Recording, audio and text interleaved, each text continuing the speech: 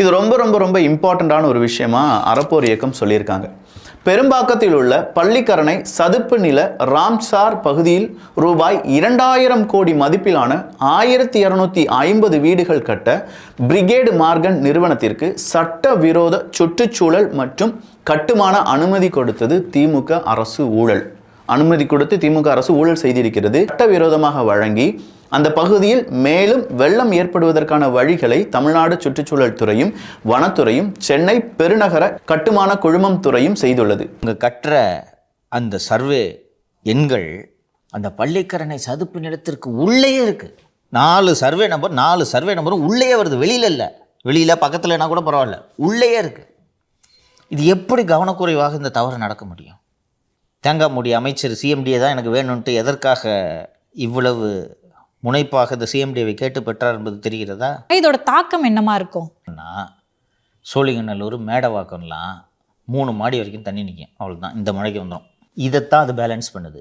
ஏன் அங்கே கட்டுமானம் வரக்கூடாதுன்னு சொல்கிறாங்கன்னா, அந்த தண்ணியெலாம் வந்து அந்த பரந்தூர்லேருந்து வரக்கூடிய அந்த கம்பனேரின்ட்டு ஒரு ஏரி இருக்குல்ல, அந்த ஏரியிலேருந்துலாம் வரக்கூடிய தண்ணி எல்லாம் அந்த பாலாறு பக்கிங்காம் கால்வாயிலெலாம் சேர்ந்து போய் கடலில் கலக்கிறது, இந்த வழியாக போய் கலக்குது. அந்த இடத்துல நீங்கள் கட்டடத்தை கட்டிங்கன்னா திரும்பி ஊருக்குள்ளே வரும். இன்னொன்று ரொம்ப சிறப்பான விஷயம் என்ன என்பதை சொல்கிறேன். 2024 தமிழ்நாடு அரசு உலக முதலீட்டாளர் மாநாடு நடத்தினாங்க. அந்த முதலீட்டாளர் மாநாடில் 2000 கோடி ரூபாய்க்கு பிரிகேடு சொல்யூஷன்ஸ் முதலீடு செய்கிறதுன்னு இந்த ரியல் எஸ்டேட் ப்ராஜெக்டை காமிச்சிருக்கு. இது என்ன முதலீடு?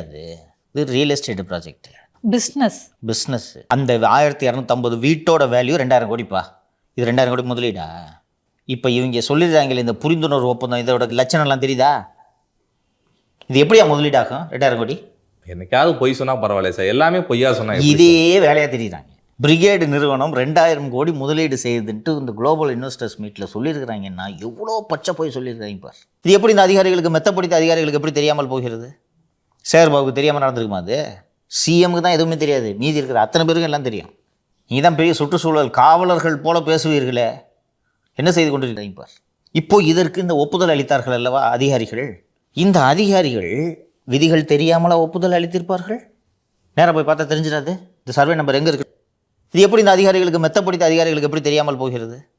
சேர்பாவுக்கு தெரியாமல் நடந்திருக்குமா? அது சிஎம்க்கு தான் எதுவுமே தெரியாது, மீதி இருக்கிற அத்தனை பேருக்கும் எல்லாம் தெரியும். நீ தான் பெரிய சுற்றுச்சூழல் காவலர்கள் போல பேசுவீர்களே, என்ன செய்து கொண்டிருக்கிறீர்கள்?